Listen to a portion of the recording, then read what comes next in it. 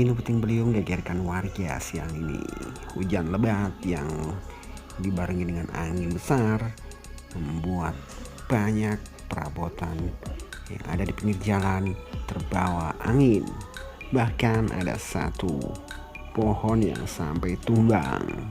Hal ini terjadi di Temanggung, tepatnya di Jalan Tembus Kranggan Selatan.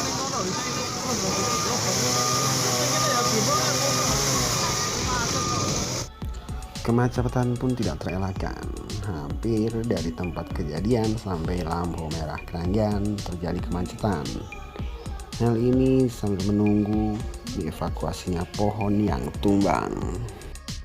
Beberapa atap rumah warga pun banyak yang runtuh karena terkena angin tersebut.